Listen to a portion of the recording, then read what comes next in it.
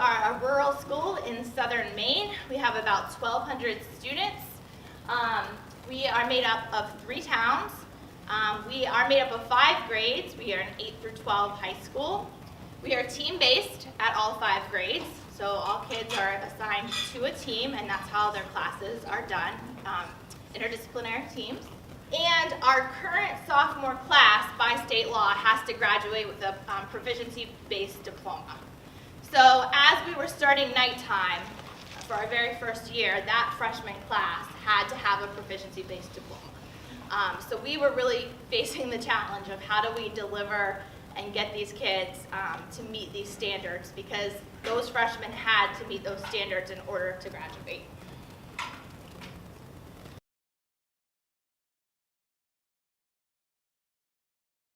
We've had something that was once a week where you're mostly supposed to do social goals.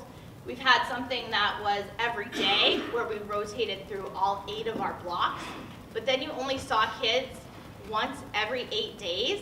So if a kid was absent from my class yesterday, I taught AP for years, so if they were absent from my AP class yesterday and they need to make up a test, I might not see them until next Wednesday for my support block, which made no sense.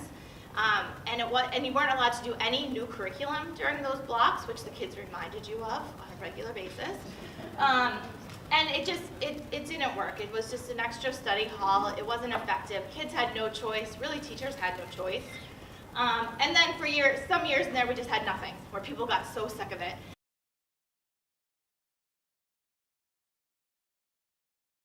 So we too were up for NEASC reaccreditation. So in 2013, we started preparing for that reaccreditation. And as you know, one of the standards says that all students must be known well by an adult in the building other than a guidance counselor. So we started looking at, do we have that? Do we have something in place that really allows that to happen?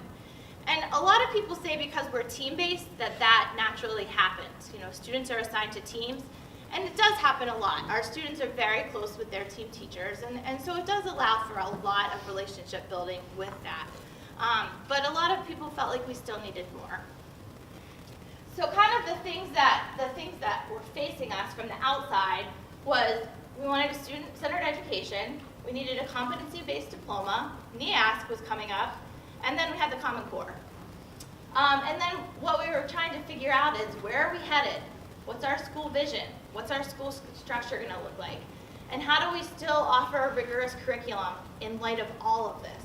So it was really a turning year for us, and we spent the whole year just trying to figure out, where are we as a school? So we basically formed committees. Everyone in the school was on a committee, and Julie and I led the advisory committee, so we spent a whole year investigating, what do we want our advisory to look like?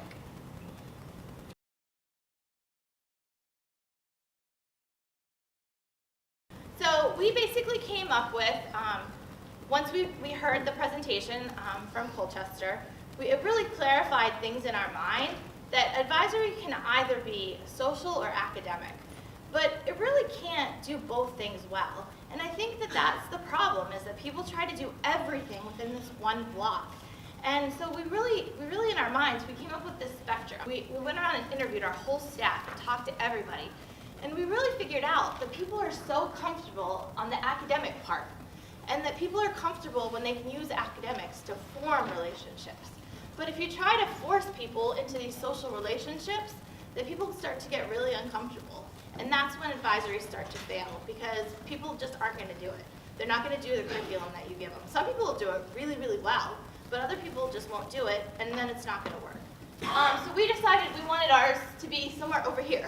We didn't want it to be fully academic, because we wanted to allow room for it to become more social. So ours, we said, is kind of like right here.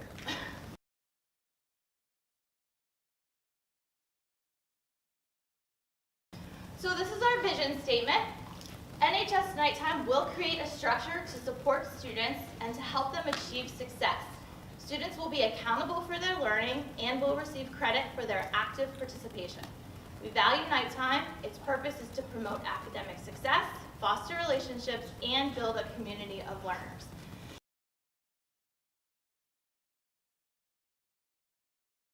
So then at the start of this year, that was one thing we're like, we gotta start it differently. So we came up with this, a biology teacher at our school helped us come up with this.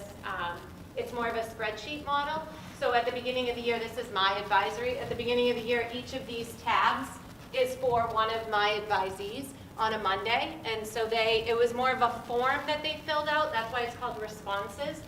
They just went to the form every Monday and filled it out with this information, and then it automatically generated into my spreadsheets. I just want to say one of the things too is we've shifted to being proficiency-based. I think students being able to access clearly, easily, regularly, get onto Infinite Campus to check their grades has been huge, because it's not enough necessarily to have a C+ in reading.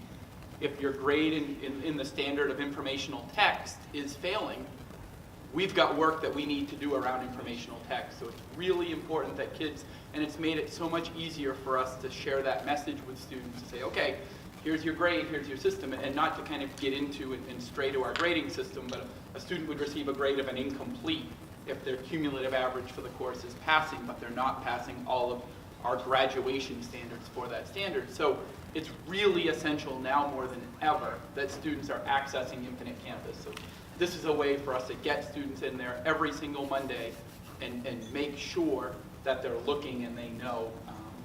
And the other interesting piece is the way the form was laid out. It's by the block in their day. So their day 1, block 1 class, their day 1, block 2. So it's really interesting for us to, it's informal, but we can collect data on, hey, this morning class isn't working for this high school freshman. We've got to think about whatever's going on at home, whatever's happening.